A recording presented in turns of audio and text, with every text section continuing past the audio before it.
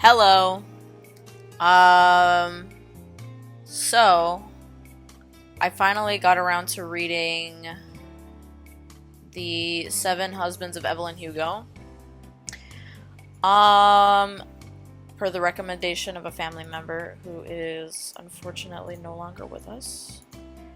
Um, and I was like, if I'm gonna do a thing where I get through all of my books by the end of the year or something like that, I might as well start with this one because that was kind of the one that I promised that I was gonna finish reading. So I ended up reading it. I read the whole thing, and it took me a little while because I was picking it up and then putting it down. I thought it was pretty good. I wouldn't give it a 5 stars or anything like that, but I would definitely give it a 4. Very engaging story. I really like Evelyn a lot as a character because the whole book kind of sets it up to be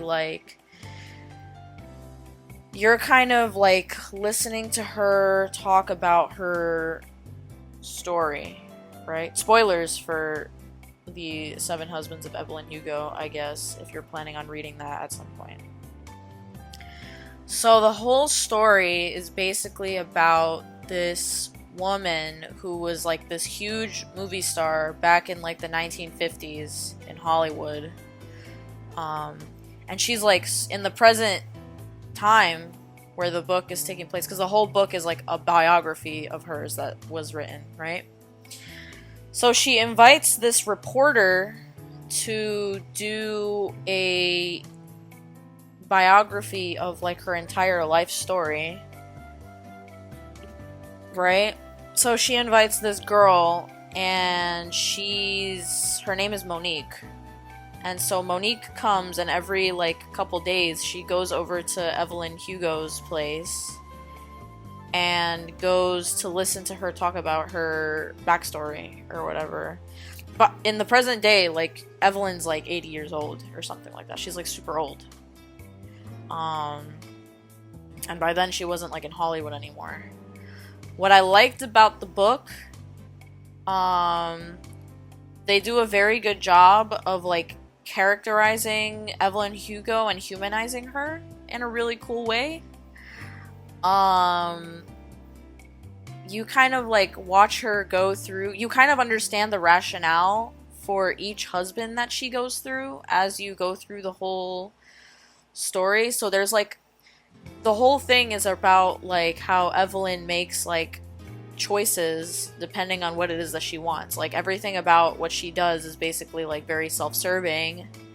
But it's also very nuanced because she has certain things that she wants that she works towards throughout the whole book, and those husbands become a means to an end, basically.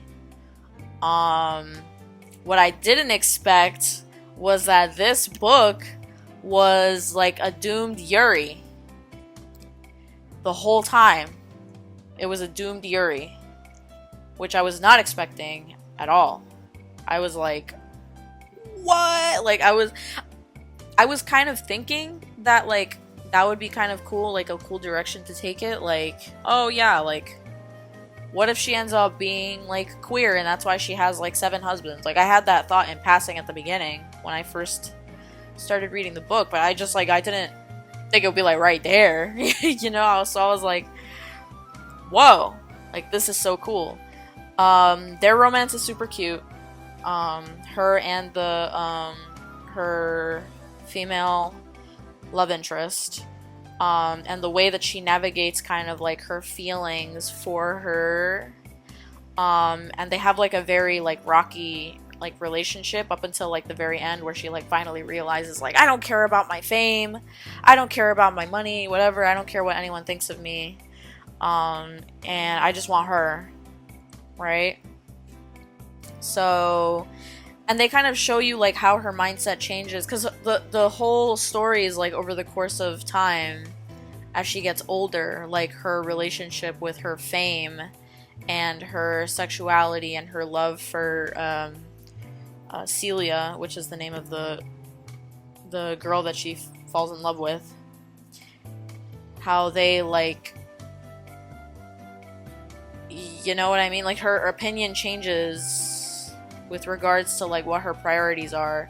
Not just depending on her, but, like, depending on, like, the time period. So, like, the time period is also, like, really influential about her, for her, like, decisions and stuff. So that's cool. I was not expecting it to be, like, an LGBT story at all. But seriously, like, caught me, like right hook to the face. I was like, wait, what? That is so cool. I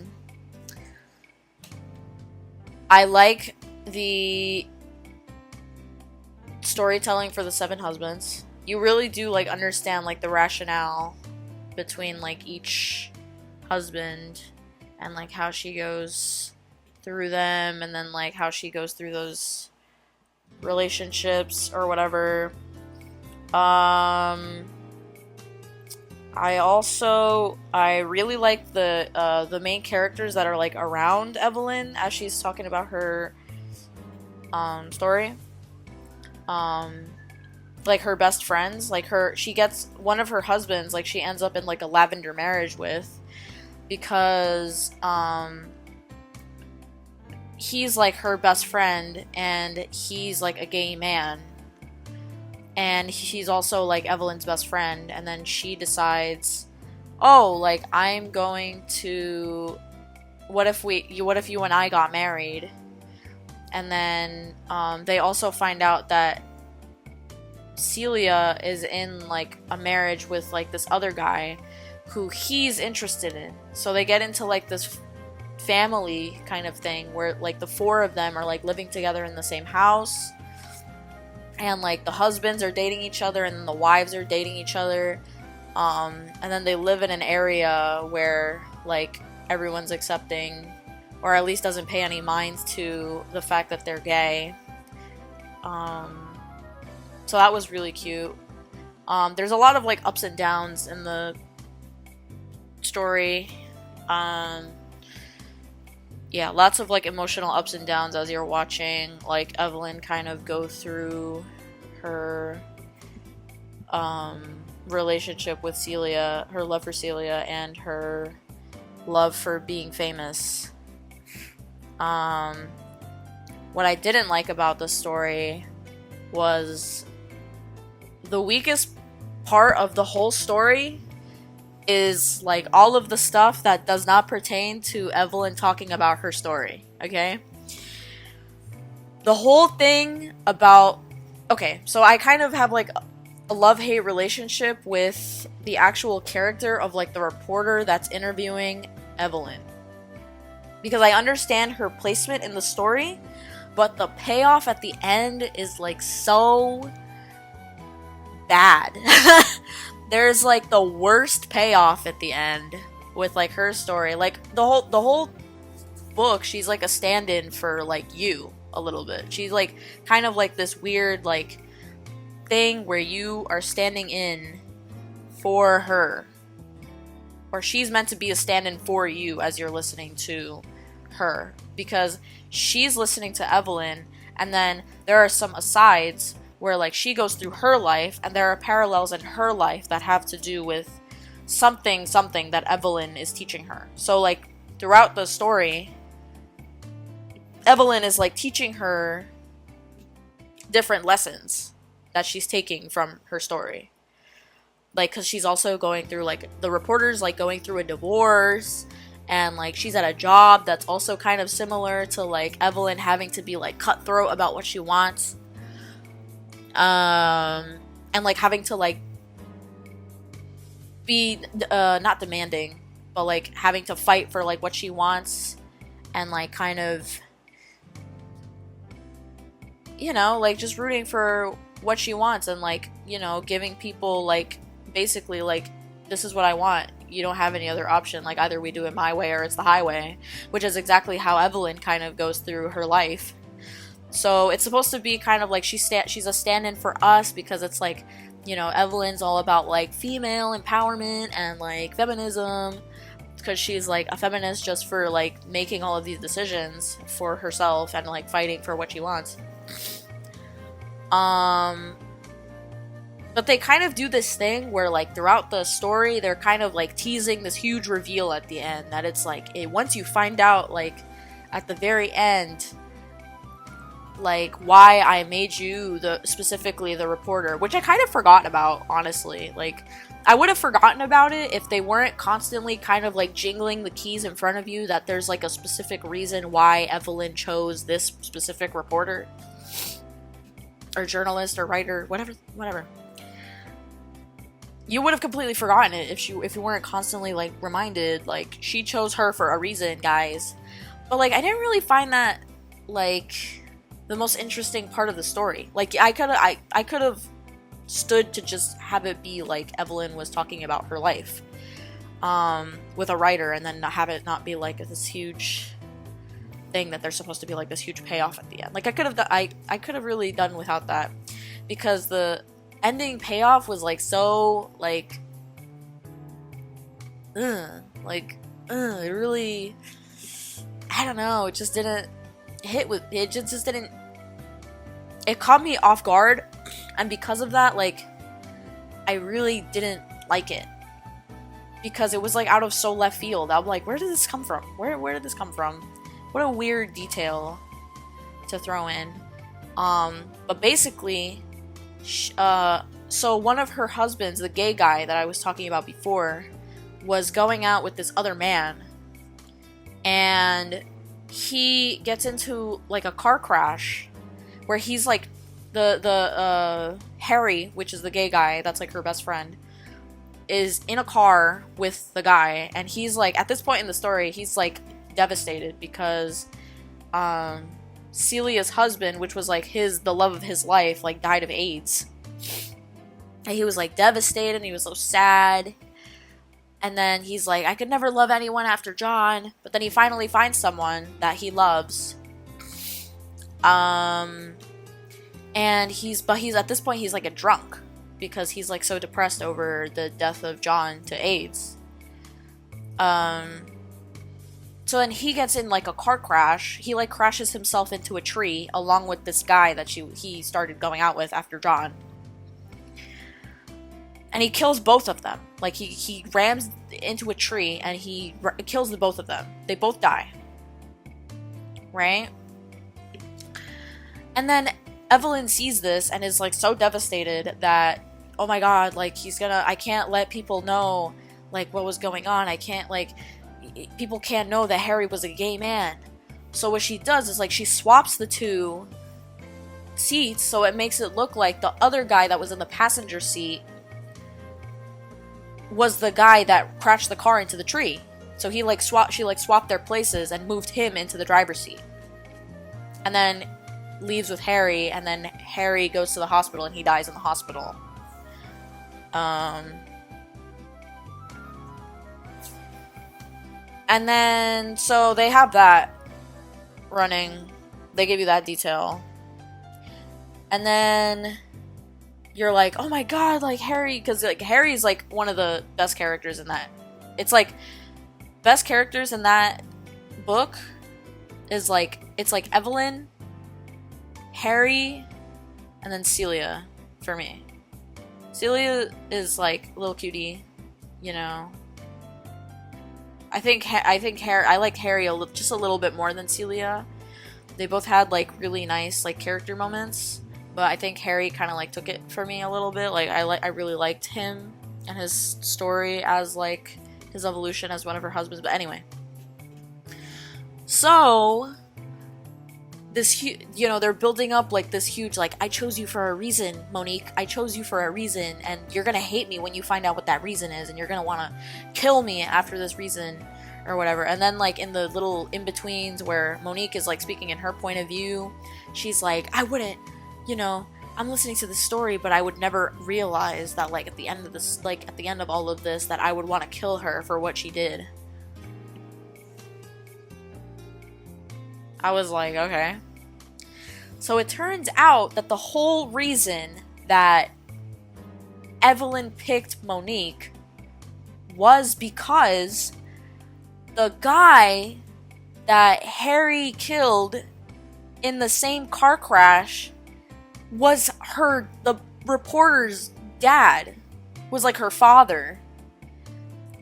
And she basically like knew her dad, and then he died in a freaking car crash, and she like framed him for, you know, and like shifted the blame over from Harry, who died in a drunk car crash with this guy. And it's like the big reveal is that like her dad was like a gay man. But she like fixates on the fact that he was a gay guy and not on the fact that Evelyn, well, she does fixate on it a little bit, but like there's a lot of talk about like, oh my god, like how can I tell my mom that my dad was a gay man? I was just like, what? What is this? I'm like, did we need this? Like, I don't know, like the reveal, that was just like, like, I was just like, where did this come from? That was what, like, really got me. I was just like, I don't really know where it came from.